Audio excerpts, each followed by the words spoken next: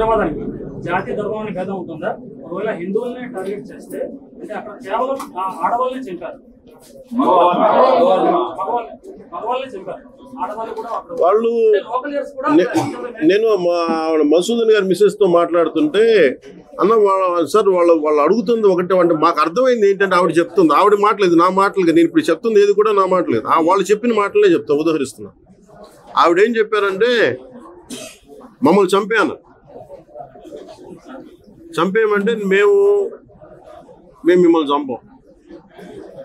చంపేయంటే మీరు వెళ్ళి మీ ప్రధానమంత్రి చెప్పుకోండి వెళ్ళి. ఇది ఒక స్టాండ్. ఇది కాకుండా వాళ్ళు ఏంటంటే ఆవిడ అంది ఏంటంటే ఇంటికి మూల స్తంభాన్ని కొడితే ఈ పెయిన్ మీకు ఎప్పుడు ఉంటుంది కదా, అది ఎంత క్రూరత్వం చూడండి. మమ్మల్ని చంపే బాధ్యతలు కోరుకుంటే కళ్ళ ముందే బిడ్డని మన భర్తను చంపేస్తే భార్యను చంపేయంటే లేదు మిమ్మల్ని నేను మిమ్మల్ని అంటే వాళ్ళకి ఏంటంటే ఈ జీవితాంతం ఈ బాధ ఉండాలి మీకు, ఈ బాధ మీ ప్రభుత్వం తెలియంటే ఇది చంపడం వెనక చాలా కోల్డ్ హార్టెడ్నెస్. ఇండియాలో చాలా ఘటనలు జరిగాయి కానీ ఇలాంటి ఘటనలు ఎప్పుడు జరగలేదు. ఫస్ట్ అడ్డుకట్ట పడాలంటే ఫస్ట్ ఇండియా భారతీయులందరూ కూడా కులాలు కానీ ప్రాంతీయత విభేదాలు కానీ భాషా విభేదాలు కానీ ఇవన్నీ దాటి మేజర్ ఇష్యూ వచ్చినప్పుడు ఇలాంటి ఇష్యూ వచ్చినప్పుడు ఇవన్నీ దాటి మాట్లాడాలి. మీరు ఎటో తీసుకెళ్తారు when I speak about it.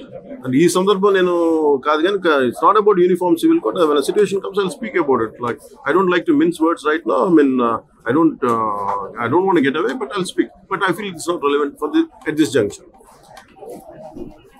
నేను కోరుకుంటుంది నా అప్పీల్ కూడా ఏంటంటే ఇక్కడ జాతీయ సమగ్రత జాతీయ మన పరిరక్షణ దగ్గరికి వచ్చేటప్పటికి మటుకు ఒక అందరికీ కూడా అన్కాంప్రమైజింగ్ కమిట్మెంట్ అయితే ఉండాలి. ఇర్రెస్పెక్టివ్ మీరు ముస్లిం అవ్వండి, హిందూ అవ్వండి, క్రిస్టియన్ అవ్వండి, సిక్ అవ్వండి, Jain, no matter whoever, మీరు తమిళ్ అవ్వండి, తెలుగు అవ్వండి, కన్నడ, ఏ భాష అయినా కావచ్చు. కానీ when it comes to Indian sovereignty, Indian integrity, I think we should speak in one voice. That's what I come in. పేలవమైన ఆర్గ్యుమెంట్. అలా అయితే ఇలాంటి సంఘటనలు ఎన్ని జరిగినప్పుడు అసలు కాంగ్రెస్ అనేది అసలు పార్టీని తీసేయాలని అడగాలి అలాంటివి.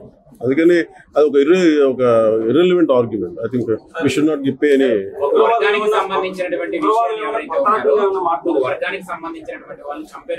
మీరు ఫస్ట్ మీరు కూడా ఇది మార్చుకోండి. ఒక వర్గం అంటే ఎవరు మీరు అదే మాట్లాడండి. ఫస్ట్ మీరు కరెక్ట్ చేసుకోండి. When Hindus are targeted speak it loud. లేదు మీరు కరెక్ట్ చేసుకోకపోతే ఎట్లాగా? మీరు ఫస్ట్ నేను అనేది ఏంటంటే ఇట్ ఈస్ నాట్ మీరు ఒక ఫ్యాక్ట్ మీరు ఫస్ట్ అందరికి స్పష్టత తెచ్చుకుందాం. Hindus are being targeted and killed in Kashmir. Let us speak about it. అంతే.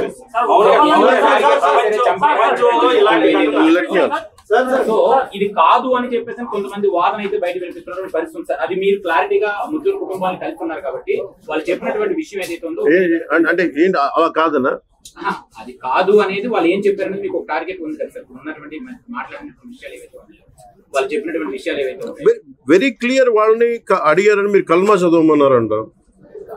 లేదండి ఉదాహరణకి పొద్దున్న నేను మసూదన్ గారి ఇంటికి వెళ్ళాను. వాళ్ళ మిస్సెస్ చెప్తా ఉన్నారు ఆవిడ ఇన్ని మోడర్న్ డ్రెస్ వేసుకున్నాను, నేను బొట్టు పెట్టుకోలేదు. వాళ్ళ హస్బెండ్ అన్న ఎందుకు బొట్టు పెట్టుకోలేదు, లాస్ట్ 10 నిమిషాల ముందు ఒక అరగంట ముందు ఫోటో కూడా చూపించారు, బొట్టు పెట్టుకున్నారు ఆవిడ. అంటుంది అన్న సార్ ఇప్పుడు నేను బొట్టు పెట్టుకున్నాను, నేను ఎక్కడని నేను కాదని చెప్పను. వాళ్ళు అడిగేది నువ్వు ముస్లిమా కాదా? ఇట్స్ అ ఫ్యాక్ట్ కదా. దాన్ని మనం తప్పు అనుకోవడానికి మనం ఏం లేదు. ఎందుకంటే అదొక ఫ్యాక్ట్ జరిగింది. దాన్ని అంతేగాని దీన్ని వైట్ వాషింగ్ చేయకండి. ఇంకా హిందూ టూరిస్టులు కాశ్మీర్ లో రాకూడదు అనేటువంటి ఒక అంశంతో కాల్పులు జరిగాయంటారు. ఏమంటారు హిందూ టూరిస్టులు? అది వాళ్ళ ఉద్దేశాలు ఏంటో అది గవర్నమెంట్ అట్లా ఎవరు అనుకున్నా కానీ కాదు. కానీ వాళ్ళెవ్వరు కూడా బేసిక్ గా they have targeted Hindus. That is very evident and that's very clear. ఇది మనం యాక్సెప్ట్ చేద్దాం. ఇంకా మనం అందరం సున్నితంగా మాట్లాడటాలు, లేదంటే లోపాయికారిగా మాట్లాడటాలు, లేదంటే చుట్టూ తిప్పి మాట్లాడవద్దు. It is very targeted killing of Hindus like previous Kashmiri pandits. ఇది మన fact. I think we have to accept it and we have to take stern action. అంత మాత్రం ఒక మాట అట్లా మళ్ళీ దాన్ని ఆ ఎక్స్ట్రీమ్ కూడా తీసుకెళ్ళదు. నేను ఆ ఎక్స్ట్రీమ్ కూడా మాట్లాడట్లా. నేనేం మాట్లాడుతున్నానంటే It is clear-cut, targeted Hindu killing. That's very clear. That's very evident. Number one. దాన్ని మనం ఎలా అడ్రస్ చేయాలి? ఎవరైతే దీన్ని ఇది కాశ్మీర్లో ఉన్న ఇంకోటి కూడా చెప్పాలి. కాశ్మీర్లో ఉన్న నేను అడుగుతా ఉంటే ఉగ్రవాదులు చంపేస్తే నిజంగా కాశ్మీరీ లోకల్స్ వచ్చి చాలా హెల్ప్ చేశారు. In that way I'm telling Kashmiri locals had really help. And wounded or people were dead, but to lift dead bodies, or even people were wounded and they really took them.